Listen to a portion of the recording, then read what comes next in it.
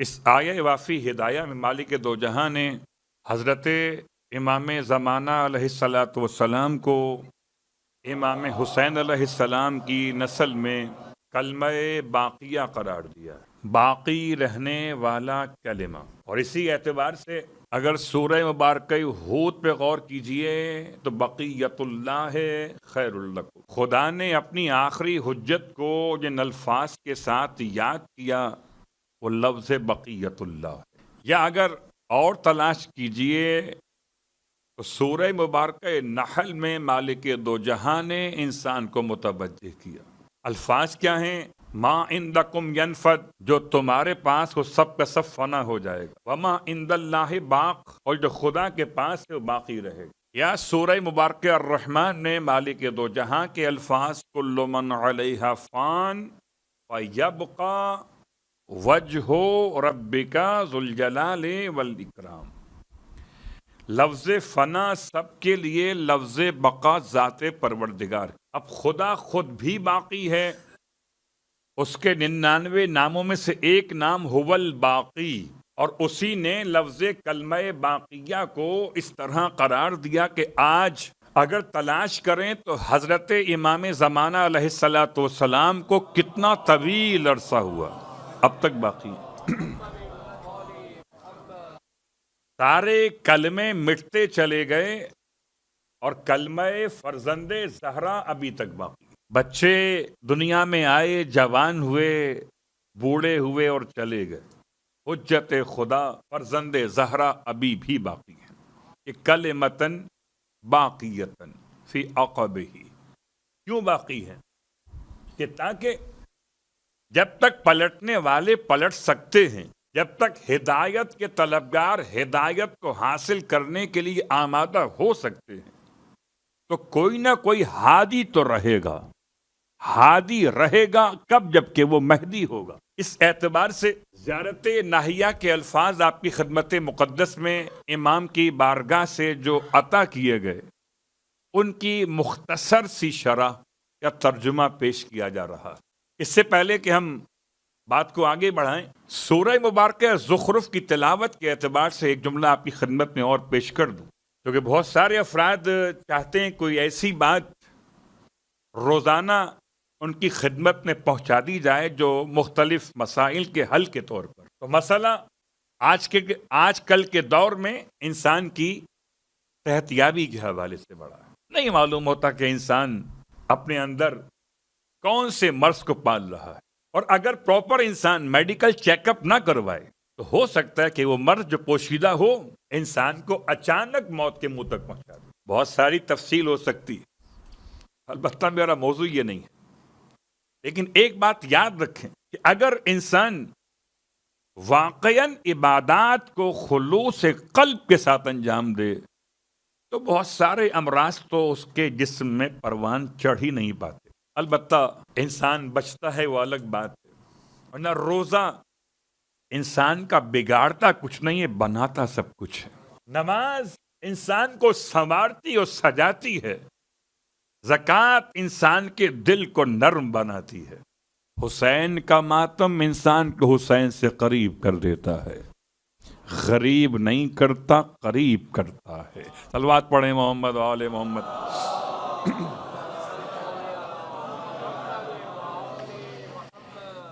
اب اللہ کے حبیب فرماتے ہیں من کتبہا، جو شخص بھی سورہ زخرف کو لکھے۔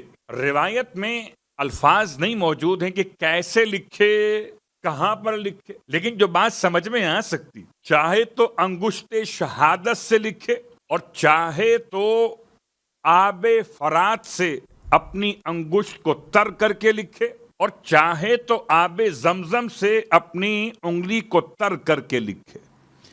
نہ تو زعفران کا لفظ استعمال ہوا، نہ خاک کربلا، خاک شفا کے الفاظ یہاں استعمال ہوئے۔ من کتبہا وشربہا، جو اس سے لکھے اور لکھ کے پی لے، سورہ زخرف کو لکھ کے اور لکھ کر پی لے۔ عجیب جملہ ہے۔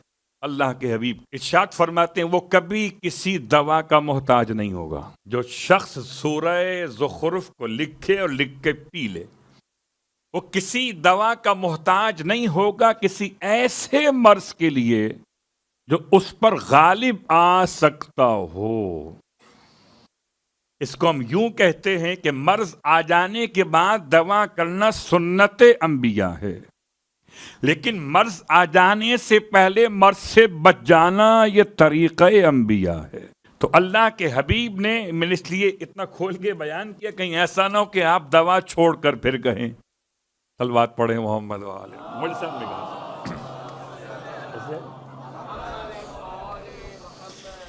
آپ فرماتے ہیں کہ اگر کوئی انسان لکھے اس کو اور لکھ کر پی لے تو کبھی زندگی میں کسی دوا کا محتاج نہیں ہوگا۔ اللہ اکبر۔ پھر آپ فرماتے ہیں اگر اس کے پانی کو چھڑک دیں کسی ایسے شخص پر جس سے ایسی بیماری ہو جو رنگ بدلتی ہو، ڈائیگنوز نہ ہوتی ہو، بعض نے ترجمہ کیا مسروع کا، جسے مرگی کے دورے پڑنا، اگر کسی ایسے شخص پر سورہ زخرف کے آیات کو لکھ کر اس کا پانی چھڑک دیا جائے تو ارشاد فرماتے ہیں اللہ کے حبیب کہ خدا اسے اس کی برکت سے شفائے کاملہ عطا کر دیتا ہے، اور اس کے اندر جتنے جرمز ہوتے ہیں ان تمام تر جرمز کو خدا اس کی برکت سے جلا کر راکھ کر دیتا ہے۔ جیسے کینسر کے جراثیم جلائے جاتے ہیں، ایسے اس سورے کی برکت سے بھی جراثیم جلائے جاتے ہیں۔ ہر ایک مرض کا علاج ہے مگر بغض علی کا علاج نہیں ہے۔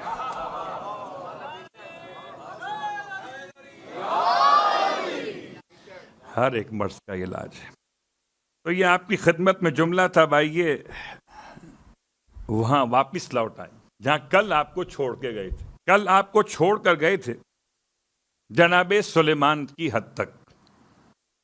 السلام علی سلیمان الذی ذلت لہ الجن بعزتہ، سلام ہو ایسے سلیمان پر کہ جن کے لیے خدا نے اپنی عزت کے ذریعے جنوں کو ذلیل کر دیا تھا۔ یہ ترجمہ اگر لفظ بلفظ کیجئے تو یہ بنے گا کہ خدا نے اپنی طاقت کے ذریعے سے قوم جن کو بھی جناب سلیمان کا موتی بنا دیا تھا۔ اس کے بعد السلام علی ایوب، سلام ہو ایوب پر۔ کل تقریباً جناب سلیمان کی ساری باتیں آ چکی تھی سوائے آپ کی موت کے واقعے کے، اور آپ کی موت کا واقعہ سب کو یاد ہوگا کہ جناب سلیمان شکر خدا ادا کرنے کے لیے ایک دن آپ نے چاہا کہ سارے معاملات کو اس دن معطل کریں، اپنے تمام تر دربار کے سیکیورٹی کے افراد کو کہ آج کوئی مجھ سے ملنے نہیں آئے گا، میں آج شکر خدا ادا کرنا چاہتا ہوں۔ سب دروازے بند کر دیے گئے اور اسی دن ملک الموت پہنچ گئے، اور ملک الموت کو دیکھ کر آپ نے پوچھا کیسے آنا ہوا؟ کہ آپ کی روح قبض کرنے کے لیے آیا ہو۔ بعض علماء کہتے ہیں کہ ملک الموت اپنا تعارف بعد میں کراتے، جناب سلیمان حیران پہلے ہو جاتے ہیں، آ کیسے گئے اندر؟ سارے سیکیورٹی گیٹس تو بند تھے اور باہر کسی کے داخلے کا امکان نہیں تھا، آپ کیسے اندر آ گئے؟ ملک الموت جو شکل بشر میں تھے کہنے لگے اس محل کے پروردگار نے مجھے بھیجا۔ جناب سلیمان کھڑے رہے، ملک الموت نے روح قبض کر لی۔ قوم جن اور قوم شیاطین سارے دن بھر کام کرتے تھے، سلیمان کو دیکھ کر کھڑے ہوئے ہیں، ہاتھ میں عصا بھی ہے۔ جب مکڑی نے یا دیمک نے یا کوئی اور کیڑے نے اس عصا کو نقصان پہنچایا، یہ تاریخ کا جملہ ہے، ہو سکتا ہے صحیح ہو سکتا ہے غلط ہو۔ غلط میں نے کیوں کہا؟ اس شان انبیاء کے مناسب نہیں ہے کہ کسی نبی کا جنازہ، کسی نبی کی میت اس طرح سے سب کے سامنے رہ جائے اور نہ تجہیز ہو فوراً نہ تکفین ہو فوراً۔ ہو سکتا ہے کہ یہ دورانیہ بہت تھوڑا سا ہو کہ صبح سے شام تک کا ہو، اور جیسے ہی وہ عصا گرا اور آپ گرے تو آپ کی موت کا اعلان ہوا۔ خیر، یہ اپنے مقام پر، لیکن جناب سلیمان کے بعد جناب ایوب، حضرت ایوب علیہ السلام اللہ کے عظیم پیغمبر، اور ایسے عظیم پیغمبر کہ خدا نے آپ کو بڑی نعمتیں عطا کی. جناب یعقوب کی اولادوں میں سے ہیں. اولاد کا مطلب آپ کے پڑ پوتوں میں سے ہیں. تو جناب ایوب علیہ الصلاۃ والسلام کے والد کا نام عیس بیان کیا گیا، عین یہ سواد. اور آپ کی شخصیت کو پہچاننے کے لیے عجیب بات ہے، مشہور کیا ہے؟ مشہور یہ ہے ایوب کا ترجمہ کیا ہے. پہلے جب آپ نام رکھنا چاہیں ایوب، ترجمہ کیا ہوگا؟ ایوب نکلا ہے ایاب سے، الف یہ الف بے، ایاب. اور آپ میں سے تقریباً اکثر کو زیارت وارثہ زبانی یاد ہوگی، اس میں لفظ ایاب استعمال ہوا ہے. میں ایمان لایا آپ پر اور آپ کے واپس پلٹ آنے پر، بے ایابکم. شاید آپ کو یاد ہو اسی ممبر سے میں نے یہ بیان کیا تھا کہ ترجمہ کیا بعض نادان دوستوں نے آپ کے آبا پر ایمان لاتا ہوں. آبا اور ہے، ایاب اور ہے. ایاب کا مطلب پلٹنا. ایوب اسے کہتے ہیں جو خدا کی بارگاہ میں پلٹنے پہ یقین رکھتا ہو. السلام علی ایوب، سلام ہو ایوب پر. حضرت ایوب علیہ الصلاۃ والسلام کی شخصیت میں جو بہت مشہور جملہ ہے وہ یہ ہے کہ آپ کے اولاد، آپ کے اموال، آپ کے حتیٰ کے جسم پر صحت کے حوالے سے ایک بہت بڑا امتحان وارد ہوا.